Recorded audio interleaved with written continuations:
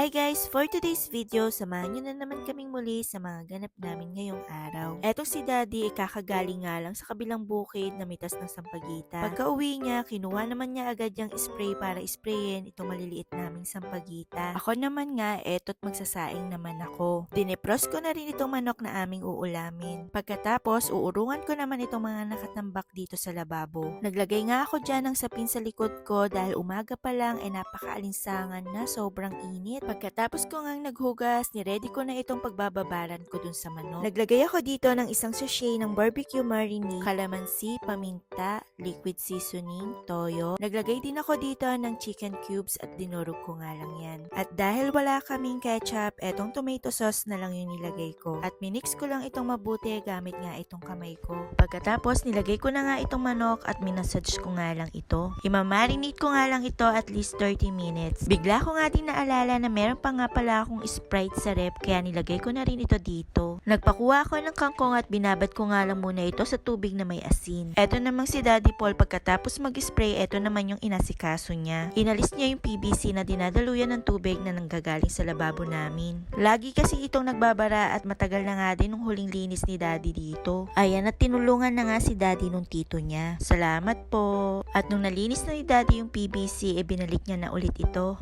Eto namang minarinate ko manok ay lagi ko nga binabaliktad. Nung natapos na si Daddy sa ginagawa niya, sunod naman niyang ginawa ay nagpabaga na. At nung okay na, inihaw niya na nga itong manok. Nung malapit na nga itong maluto ay pumunta naman ako dito sa kusina para i-adobo na itong kangkong. Naglagay na ako ng mantika dito sa mainit na kawali. Tapos ginisa ko na itong bawang at nilagay ko na rin itong kangkong. Ginisa ko lang ito at nung okay na, nilagay ko na itong pinagmarinitan ko ng manok. Kesa nga itapon ko, eto na nga yung nilagay ko dito. Hinalo ko lang ito at tinakpan. Pagkalipas nga ng ilang minuto, binuksan ko naman ito at naglagay naman ako dito ng suka at tinakpan ko lang uli ito. At nung naluto na nga ito ay nagsandok na ako at naghain para makakain na nga kami. Namiss ko nga kumain sa dahon ng saging kaya naman nagpakuha nga ako nito. Nilagay ko na dito yung kanin at nilagay ko na din dito yung ulam. Thank you Lord sa blessing. Kain po. So yun lang naman guys. Thank you for watching. See you sa next video. Bye!